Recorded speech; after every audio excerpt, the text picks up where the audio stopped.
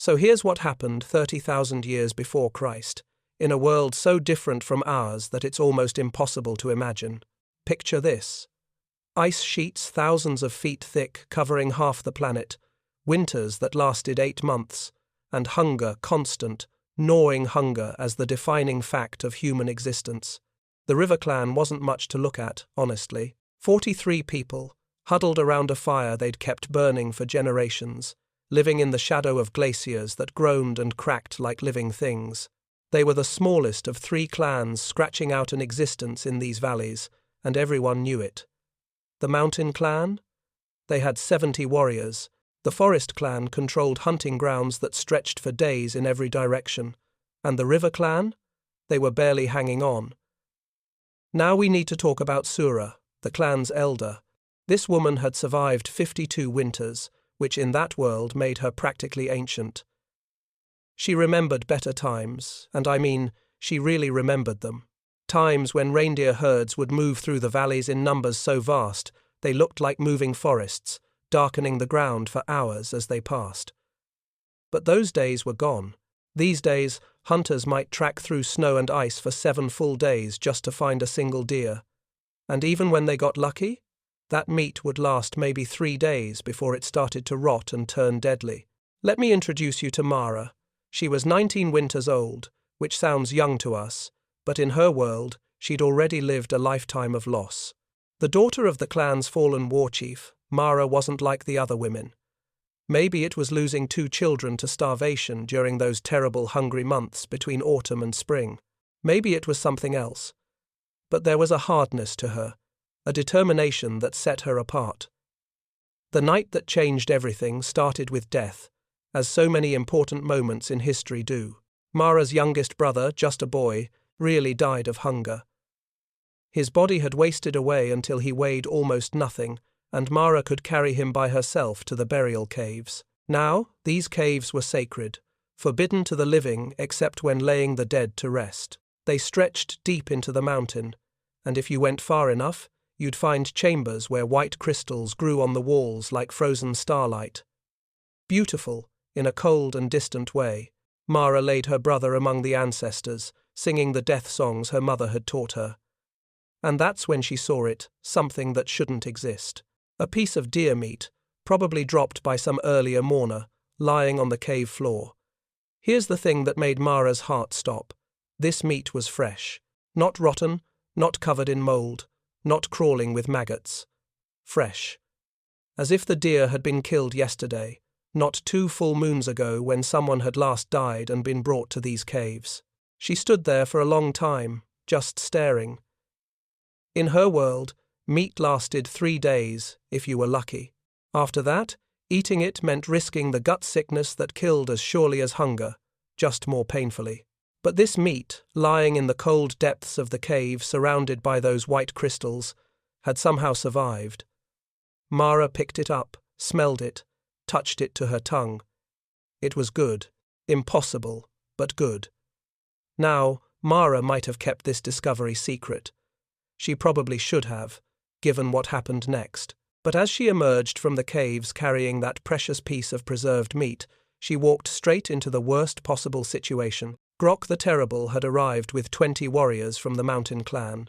And trust me, his nickname was well earned. Picture a man who stood head and shoulders above everyone else, wearing a belt decorated with the skulls of 7 enemies he'd killed in combat. Grok hadn't come to pay a friendly visit. He'd come to demand tribute the River Clan's last stores of dried berries, the only thing standing between them and starvation. It was extortion, pure and simple, backed by 20 armed warriors against a clan that barely had 20 healthy adults. But instead of finding a starving, desperate clan ready to hand over their last food, Grok found Mara emerging from the forbidden caves carrying fresh meat in the depths of winter. The confrontation that should have happened, threats, maybe violence, certainly humiliation for the River Clan, just dissolved into confused silence. Everyone stared. The River Clan warriors forgot they were supposed to be defensive. Grok's raiders forgot they were supposed to be threatening. Even Mara seemed surprised by what she was holding. Grok approached her slowly, like she might be carrying something cursed. And maybe she was who knew what rules she'd broken by taking food from the burial caves. But Mara, bold in a way that either came from desperation or genuine courage, held out the meat to him.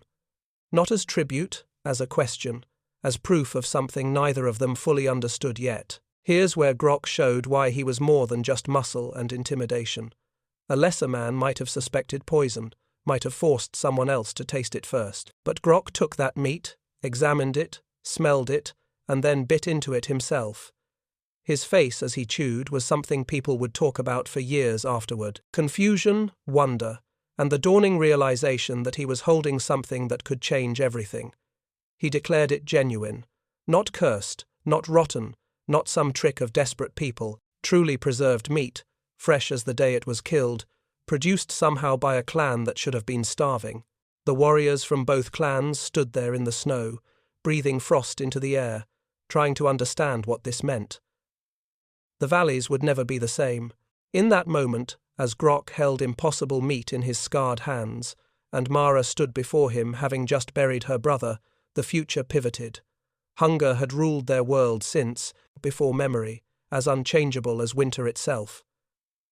But Mara had stumbled onto something in those forbidden caves, some secret hidden among the white crystals and the honored dead. She'd found a way to cheat time, to make food last beyond its natural span. Neither of them could have known it then, but they were standing at one of those rare moments when history lurches in a new direction, not because of kingdoms or armies or great leaders making grand proclamations, just a grieving sister, a piece of meat that shouldn't exist, and a warlord smart enough to recognize that sometimes the most powerful thing in the world isn't strength, it's knowledge. The question now wasn't whether the other clans would come seeking this secret. Of course they would. The question was whether that knowledge would unite them or tear them apart. Word travelled fast in the Ice Age world. You might think that with no writing, no messengers, no way to communicate except word of mouth, that news would spread slowly. You'd be wrong. Within one moon cycle, about 30 days, delegations from both the mountain and forest clans had arrived at the river clan's territory, and they weren't there to congratulate anyone. They were there to demand answers. Here's what Mara had been doing during that crucial month, while rumours spread through the valleys like wildfire through dry grass. She'd gone back to those salt caves because, yes, those white crystals were salt, though nobody called it that yet, and she'd experimented. Day after day, night after night, trying to understand what made the preservation work. She discovered that it wasn't enough to just leave meat in the cave. You had to rub the white crystals into the flesh, work them deep into every surface. Then you wrapped the meat tightly in hide, sealed it away from air and moisture, and waited. It worked. Not every time at first there were failures. Meat that still rotted despite her best efforts. Experiments that ended with spoiled food that had to be thrown away. But slowly, through trial and error, Mara figured out the principles. The meat had to be fresh when you started. The salt had to cover every surface. The temperature had to stay cold. Get all those things right, and meat could last not just days but entire seasons. She didn't keep this knowledge to herself within the River clan. That would have been foolish, and whatever else Mara was, she wasn't a fool. She taught 12 women, carefully selected from the clan, binding them all together with blood oaths sworn before the ancestors. These first preservation keepers became legendary in their own right. There was Tara the Bold, who discovered that if you smoked meat over pine fires before salting it, the preservation lasted even longer. The smoke added another layer of protection, another barrier against rot, and young Nera, whose clever hands invented the preservation vessel's hollowed logs sealed with pine tar that created perfectly controlled environments for the curing meat. But secrets, especially secrets about survival, have a way of creating desperate people. The Forest clan struck first. They sent Kes, their finest hunter, a woman who could move through the woods silent as mist, invisible as air. For 7 nights, Kes hid in the rocks above the salt caves, watching everything. She memorized the songs the women sang while they worked, thinking maybe the songs held power. She counted every handful of salt they used, trying to find the magic ratio. She watched the wrapping technique, the storage methods, every detail she could observe from her hiding spot. Then she went back to her clan and tried to replicate what she'd seen. The meat turned black, poisonous. 3 dogs who ate it died in convulsions, frothing at the mouth. Now, you have to understand what this looked like to the Forest clan. They'd sent their best operative to steal the secret, and the secret had killed their animals. Either Kess had gotten it wrong, or, and this seemed more likely to people already angry and desperate, the River clan had deliberately taught false information, designed to poison anyone who tried to copy them. The Forest clan's fury was immediate and overwhelming. This wasn't about hunger anymore. This was about betrayal, about one clan deliberately trying to kill members of another. 30 Forest clan warriors, fully armed and painted for war, surrounded the salt caves at dawn. They demanded immediate and complete surrender of the true knowledge. No more tricks, no more half-truths. Give us the real secret, or we take it by force. Mara's response became the stuff of legend. She could have hidden inside the caves with her preservation keepers, forced a siege, made the Forest clan come in after them.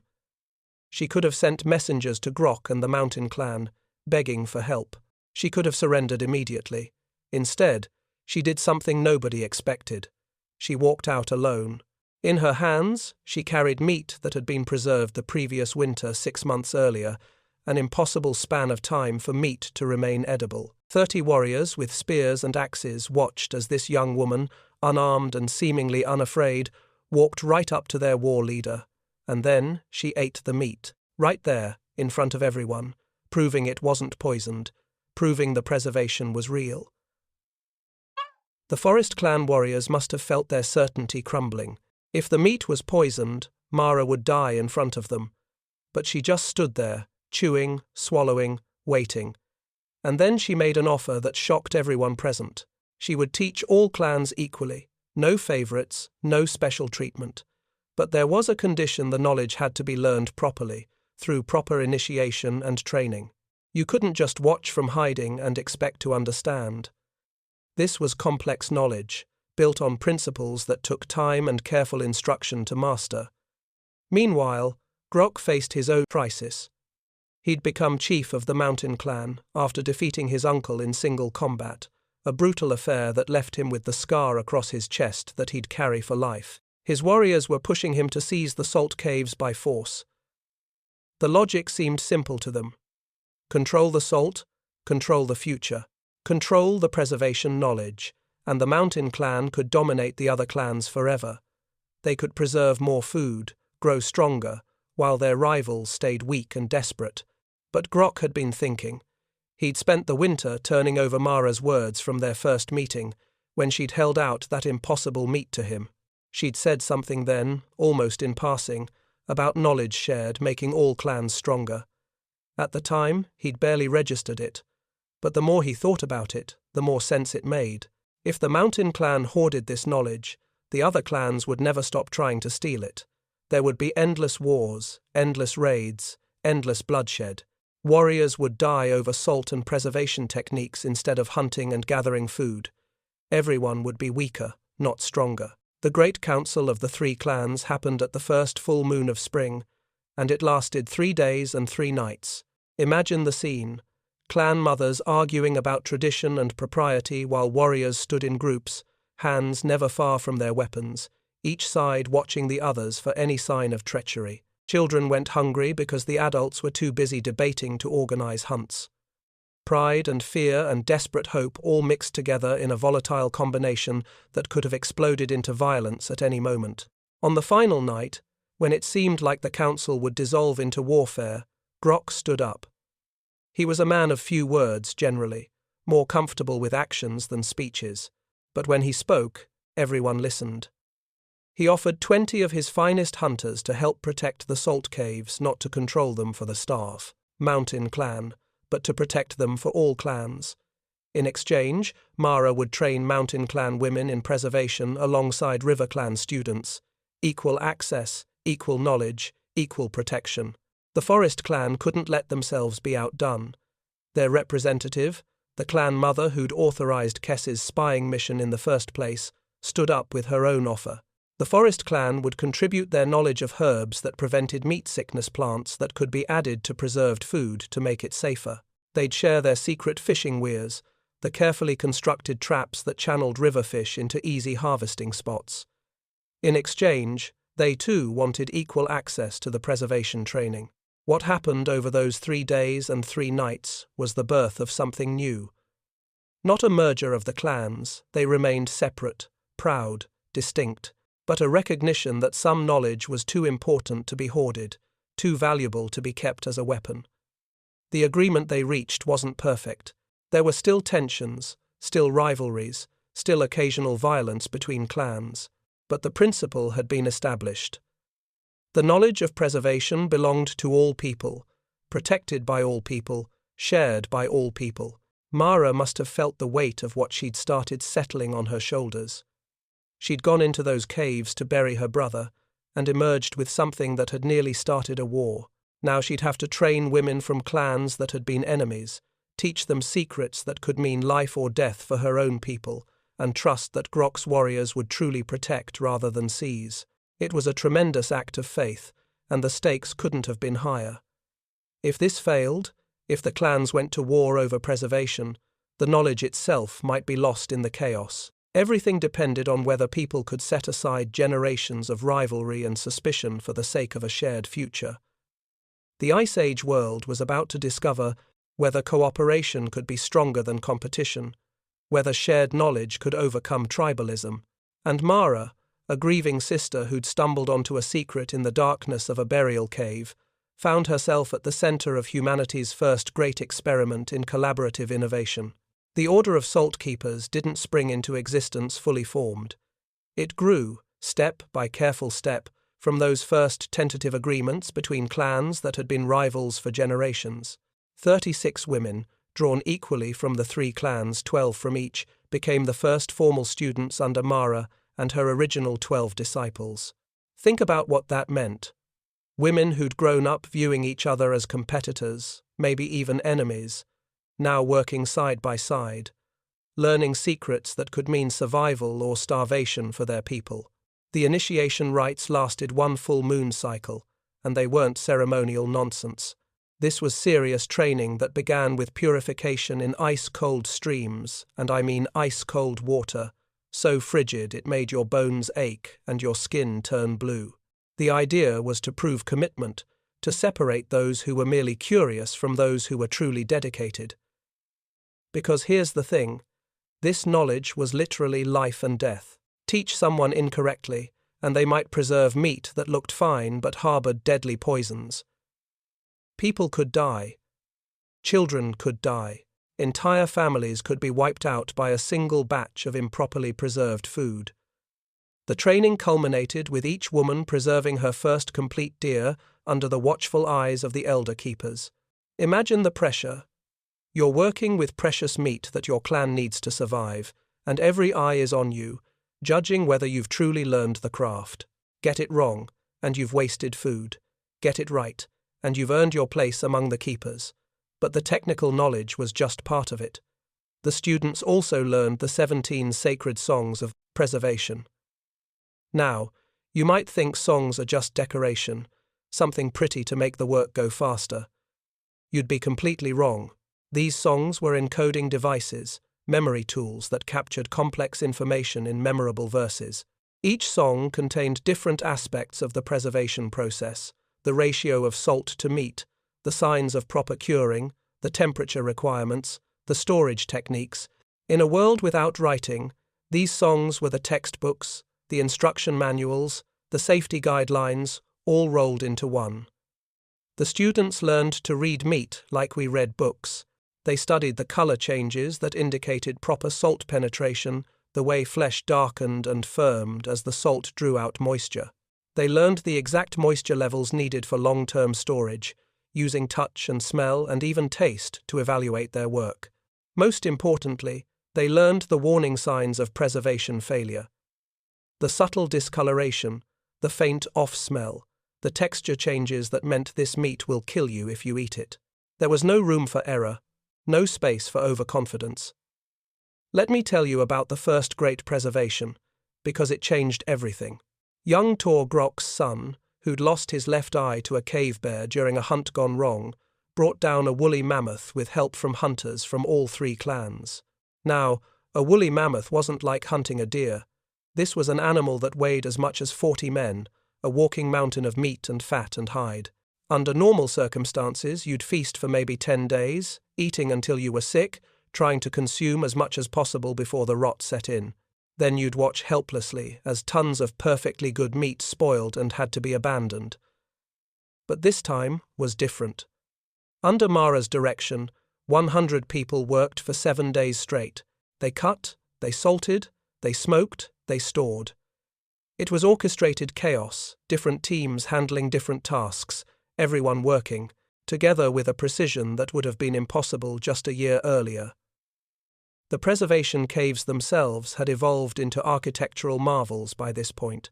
Different chambers maintained different temperatures and humidity levels, each one carefully selected for specific preservation needs. The coldest chambers were packed with river ice harvested during winter and sealed with thick layers of mud. These chambers could keep meat fresh through an entire year, 12 full months from one hunting season to the next. It sounds simple when I say it like that, but think about what it meant. For the first time in human history in this region, people could kill large game and preserve all of it, wasting nothing. The feast or famine cycle that had defined existence for thousands of years was finally breaking. When the three clans gathered for their spring celebration 1 year after Tor's mammoth hunt, Mara unveiled her surprise. She brought out mammoth meat that had been preserved for those 12 months, and people ate meat from a hunt that had happened an entire year earlier. Some wept openly. Others stood in stunned silence, chewing slowly, trying to comprehend what this meant. The impossible had become routine, but progress always comes with a price, and the price here was paid in individual tragedies. Mara's own daughter, little Simi, just 10 winters old but already showing promise as a preserver, died testing a new method using unfamiliar cave salts from a newly discovered deposit. The salts looked identical to the ones they'd been using successfully. They weren't. Simi ate a piece of meat she'd preserved herself, following all the correct procedures, and died in agony within hours. The unfamiliar salts contained something toxic, some mineral contaminant that the preservation process concentrated rather than neutralized. Mara found her daughter's body in the preservation cave where she'd been working. The grief of it, losing another child after, already losing 2 to starvation, this time to the very knowledge that was supposed to save people, nearly broke her. She spent 3 days alone in the burial caves, emerging hollow-eyed and aged. But she didn't stop the work. Instead, she created new protocols. All new salt deposits had to be tested first on small amounts of meat, then fed to dogs, then finally to volunteer tasters before being approved for general use. Simi's death made the preservation process safer for everyone who came after.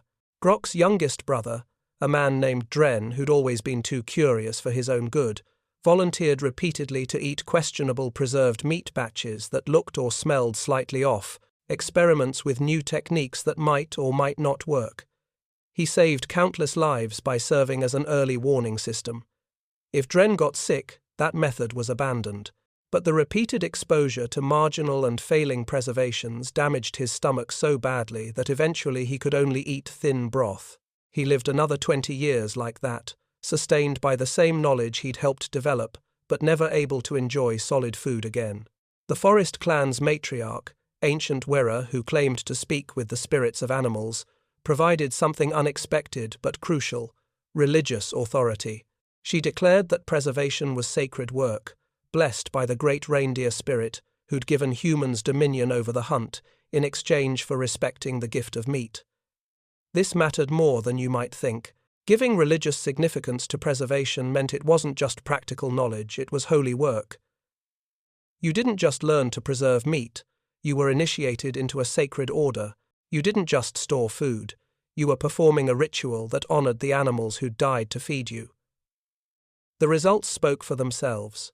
By the end of 3 winters using preservation techniques, the combined population of the 3 clans had grown from 170 souls to nearly 300. For people who'd watched their populations shrink year after year, who'd lost children and elders and warriors to hunger and cold. This was nothing short of miraculous, the first population boom in living memory, and it came not from finding new hunting grounds or defeating enemy clans, but from simply being able to keep food from rotting. The social changes rippled outward in ways nobody had anticipated. Women, traditionally subordinate to male warriors and hunters, now held power and status as salt keepers. A young woman who mastered preservation could command respect that had nothing to do with her father or brothers or husband. The clans began to organize their year around preservation cycles rather than just hunting seasons. Permanent camps grew up near major salt deposits, the first hints of what would eventually become villages and towns. Children who'd grown up knowing hunger as a constant companion now grew strong and healthy through winter. This mattered more than almost anything else, because healthy children became healthy adults who could hunt better, work longer, and have their own healthy children. The positive feedback loop was beginning. More food meant more people meant more hands to preserve food, more preserved food meant even more people could be sustained. For the first time in thousands of years, these clans weren't just surviving, they were growing, thriving, building something that could last beyond the next harsh winter or failed hunt. Mara, watching all this unfold, must have felt the weight of history on her shoulders. She'd gone into a burial cave to mourn her brother and emerged with knowledge that was transforming her world. People called her Preservation Mother now, a title of respect that put her on par with clan chiefs and war leaders. But she'd paid the price, buried her brother, lost her daughter, spent years of her life teaching and testing and refining.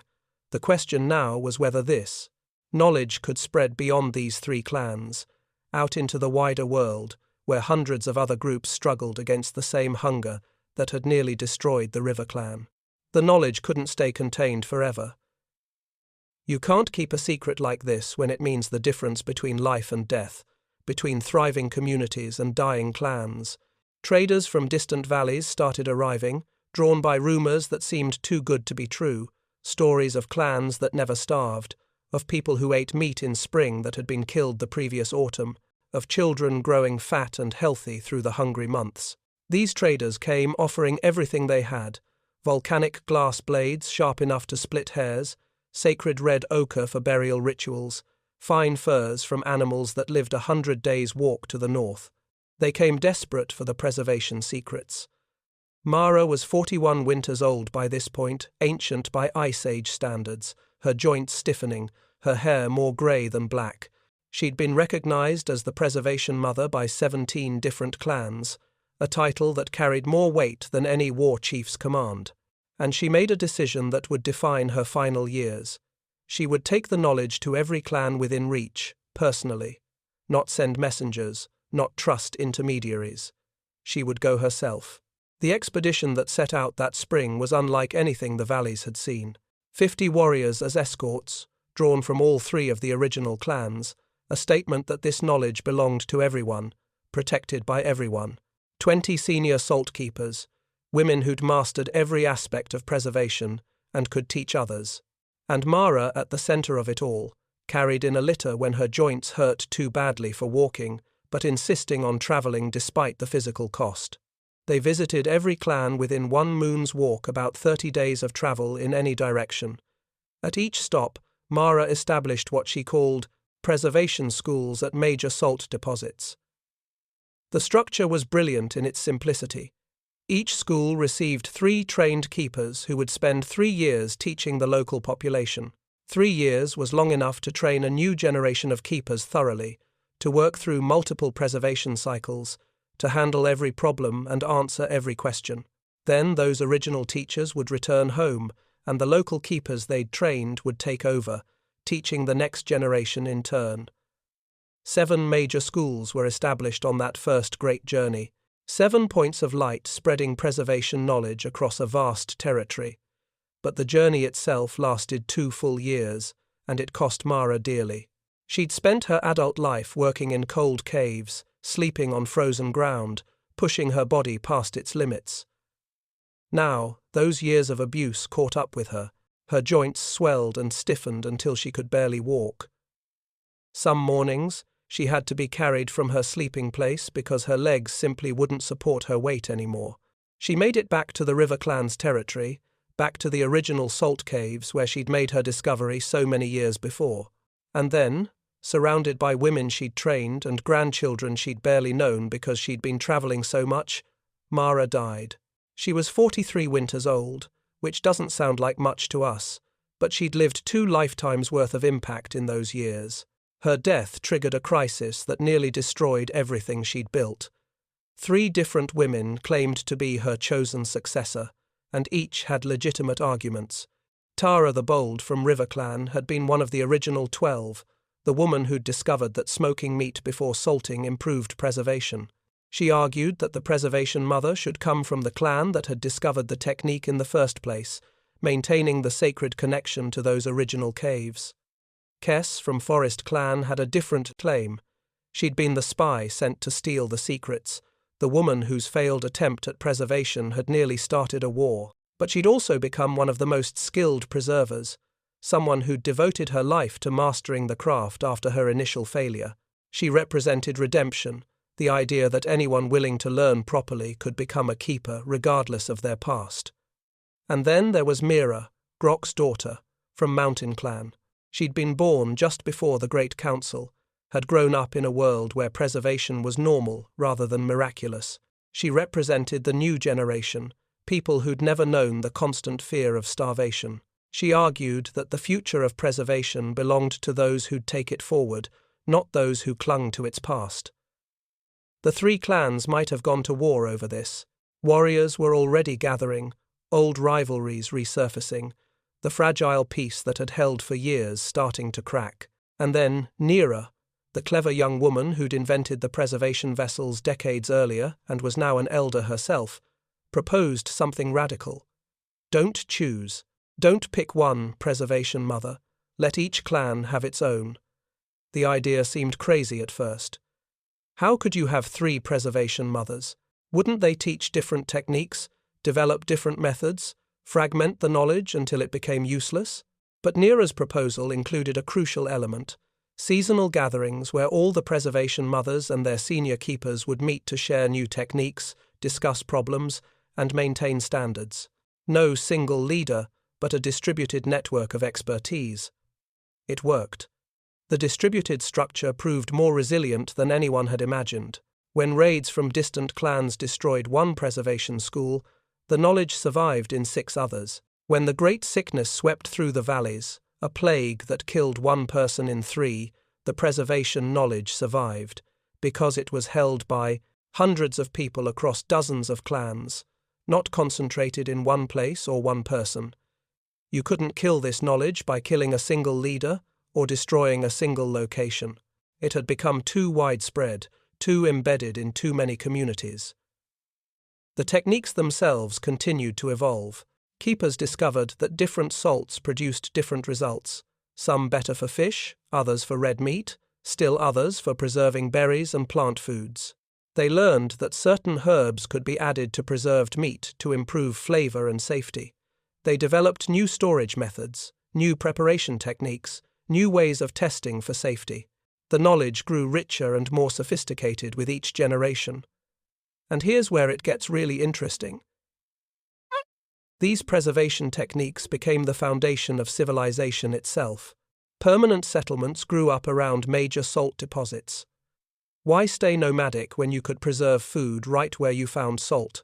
Markets developed where preserved foods were traded for tools, materials, clothing, ornaments. For the first time, you could produce food in one place and transport it to another, creating the possibility of trade networks and economic specialization. Social hierarchies emerged with salt keepers holding status equal to clan chiefs. This made sense when you think about it. A war chief could protect your clan from enemies, but a preservation mother could protect everyone from starvation. Religion and preservation became intertwined, with the sacred songs and rituals carrying not just spiritual meaning, but crucial technical information encoded in memorable forms. The ability to store food enabled artists to spend entire seasons painting. The magnificent cave paintings that archaeologists would discover 30,000 years later weren't created by people desperate for their next meal. They were created by people who had the luxury of time, who could dedicate months to artistic work because preserved food meant they didn't have to hunt every day. Shamans could undertake long spiritual journeys, spending weeks in isolation, fasting and seeking visions, because their families wouldn't starve in their absence. Children, and this might be the most important part, children could grow strong through winter instead of barely surviving. They could spend time learning, playing, developing their minds instead of using all their energy just to stay alive. The population growth that started with those first 3 clans spread outward in waves. More people meant more mouths to feed, yes, but it also meant more hands to preserve food, more minds to improve techniques, more communities that could support specialists like artists and shamans and master craftspeople. The songs of preservation became the first standardized oral traditions, maintaining exact knowledge across thousands of miles and hundreds of generations. A keeper in one valley could sing the 7th song of salt application, and a keeper 500 miles away would know exactly what she meant, the precise ratio, the specific technique, the warning signs to watch for. In a world without writing, these songs were textbooks that never degraded, instruction manuals that traveled perfectly from mind to mind. When modern archaeologists excavated the sacred salt caves 30,000 years later, in our time, they found something extraordinary. Deep in the mountain, in a chamber that had been sealed for millennia, they discovered Mara's burial chamber. Her body lay surrounded by offerings, and among those offerings were pieces of preserved meat. After 30,000 years, the meat had finally decayed. Of course, nothing lasts forever, but the technique was still visible in how the meat had been prepared, wrapped, stored, and more importantly, they found evidence that her techniques, refined over those 3 crucial winters, had spread across an enormous territory. The gift Mara had given humanity wasn't just a way to preserve meat, it was the gift of time itself, time to grow beyond mere survival, time to learn skills that had nothing to do with finding the next meal, time to think, to create, to build complex societies, time to develop language sophisticated enough to encode technical knowledge in song, time to become more than just another species of clever apes struggling to survive in an Ice Age world. She went into a burial cave to mourn her brother, and came out having changed the course of human history, not through conquest or invention or grand philosophical insights, but through something as simple and profound as figuring out how to make food last. Everything that came after the cities, the agriculture, the writing, the art, the science, all of it built on that foundation. You can't have civilization without surplus food. You can't have surplus food without preservation. And in those valleys beneath the glaciers, 30,000 years before Christ, a grieving sister stumbled onto the knowledge that made all the rest possible. The Ice Age would end eventually. The glaciers would retreat, the climate would warm, and easier times would come. But the knowledge of preservation would remain, adapted and improved but fundamentally unchanged. Salt and time and careful technique, turning perishable meat into food that could last seasons. It seems simple now, almost obvious. But for the people who lived through those desperate years when Mara first discovered the secret, it must have felt like magic, like humanity had finally found a way to cheat death itself, at least a little bit, at least long enough to build something that would last.